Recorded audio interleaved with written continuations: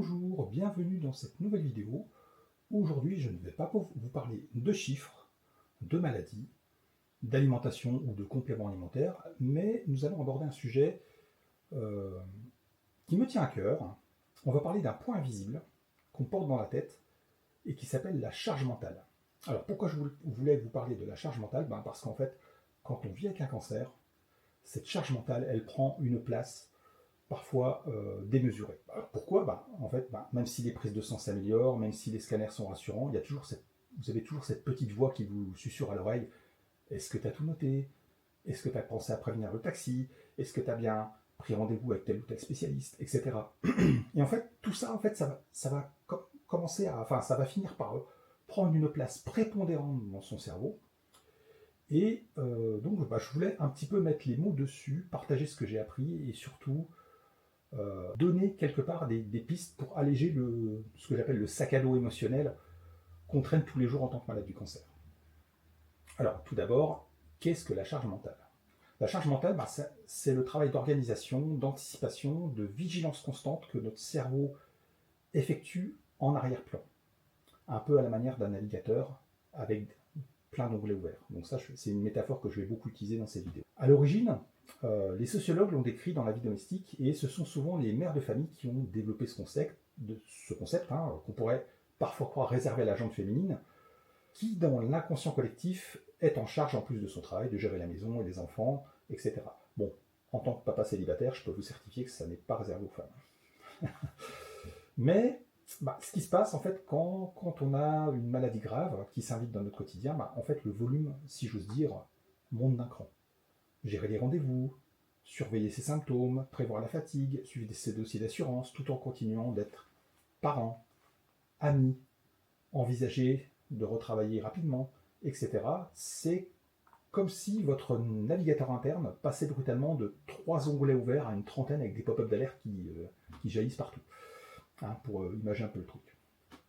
Alors, cette charge mentale, comment on la ressent? Moi, je me souviens bien du jour où j'ai compris que c'était pas juste de la fatigue, en fait. Quand j'ai commencé à être malade, le simple fait de vérifier mon agenda, de vérifier mes rendez-vous, de devoir gérer ma fille, de devoir la faire garder, de devoir prévenir les uns et les autres, tout ça, en fait, ça me vidait d'un point de vue énergétique. C'est alors que j'ai pris conscience que, au-delà de mes petites cellules malades, il y avait mon cerveau qui parfois carburait en surcharge permanente. Et j'ai perçu certaines manifestations concrètes qui, en fait, caractérisent pleinement la charge mentale. La première, c'est la fatigue cognitive.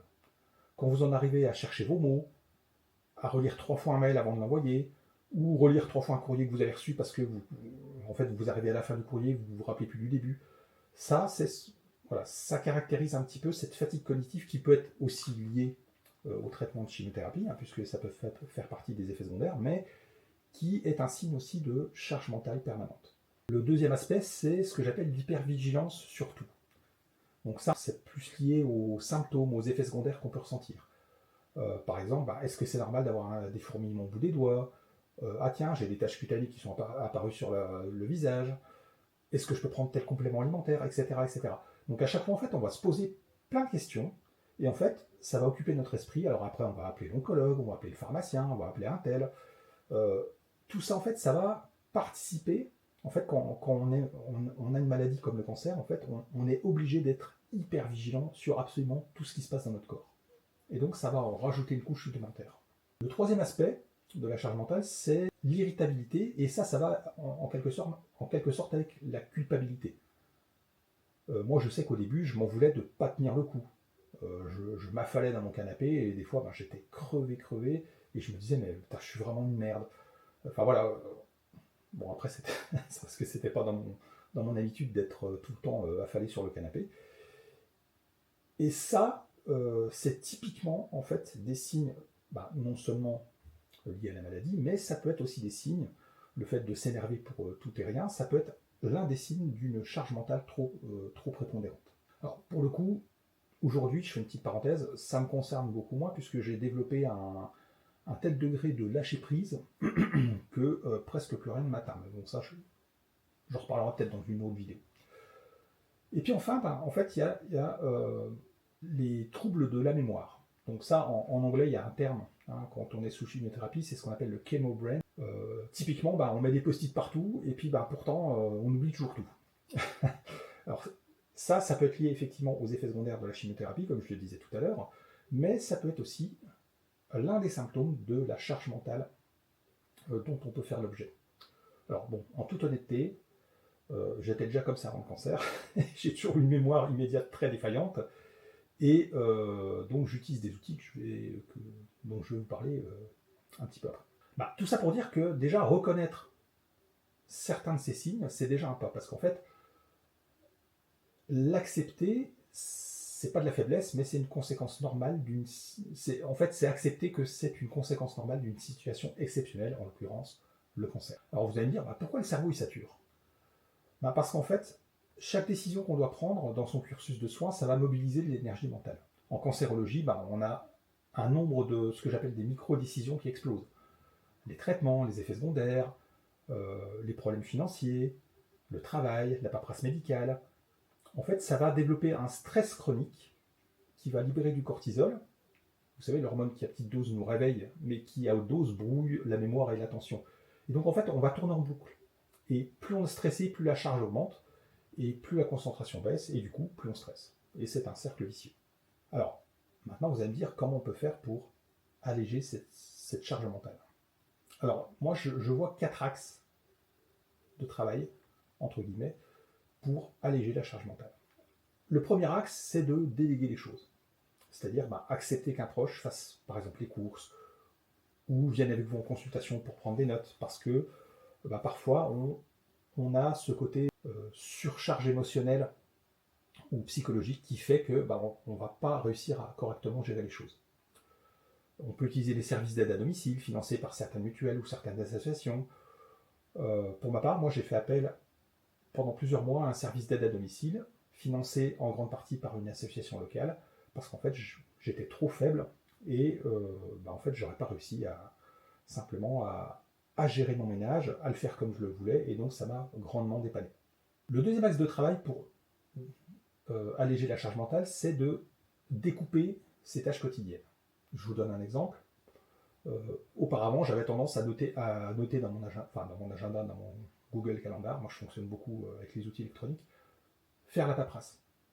Aujourd'hui, ça va plus être par exemple remplir ma déclaration d'impôt, ou voire même remplir une page de tel dossier. Parce que des fois, vous avez des dossiers qui sont assez complexes, qui demandent beaucoup de réflexion, et quand on est, quand on a la fatigue liée au cancer et puis qu'on a toutes ces choses à gérer, parfois ça peut être intéressant de vraiment scinder les choses en petits bouts et puis d'y aller progressivement. Donc moi, ça m'est arrivé, typiquement le dossier pour l'assurance de mon crédit immobilier, j'ai mis plusieurs jours à faire le dossier parce que en fait c'était passablement compliqué, il fallait réunir des tonnes de documents et donc je me suis découpé en fait cette tâche globale en micro-tâches.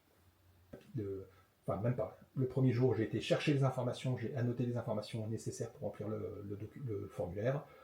Le deuxième jour, j'ai rempli le formulaire et j'ai fait la liste de tous les documents qui étaient demandés. Et le troisième jour, en fait, j'ai été rechercher tous les documents demandés, j'ai tout scanné, etc., etc.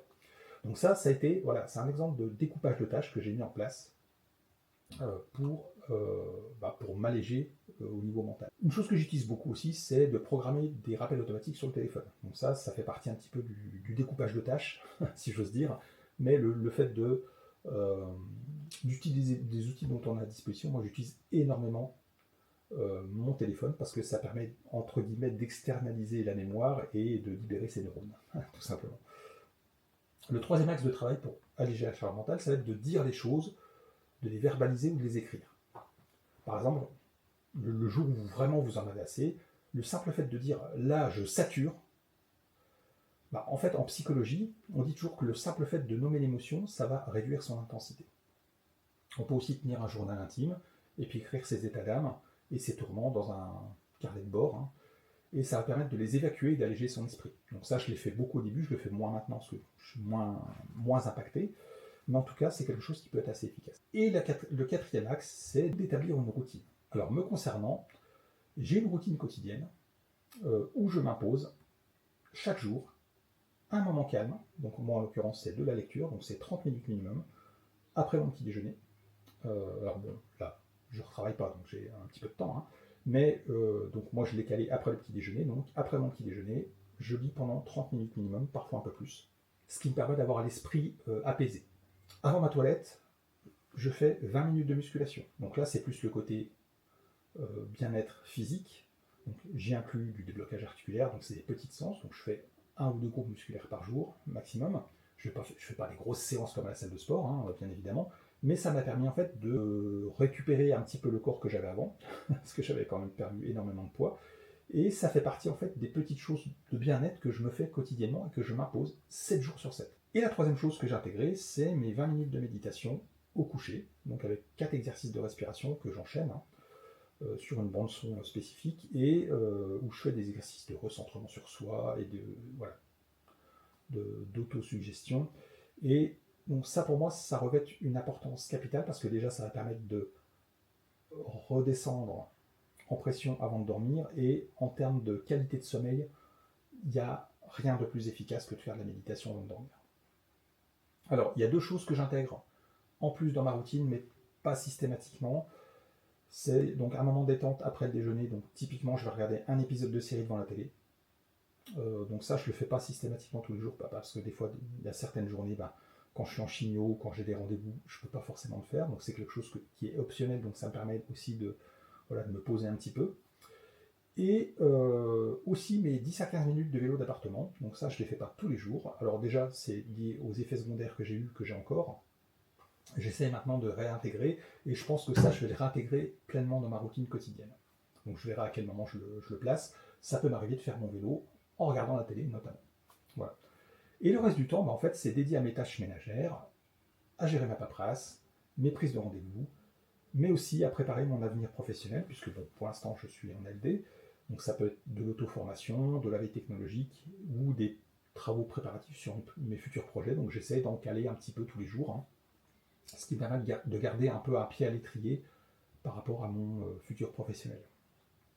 Et puis bien évidemment, je passe un petit peu de temps à préparer les vidéos, comme celle que je suis en train de faire. Voilà. Alors, je voulais revenir aussi sur l'importance de dire les choses. Donc ça, c'était le troisième axe.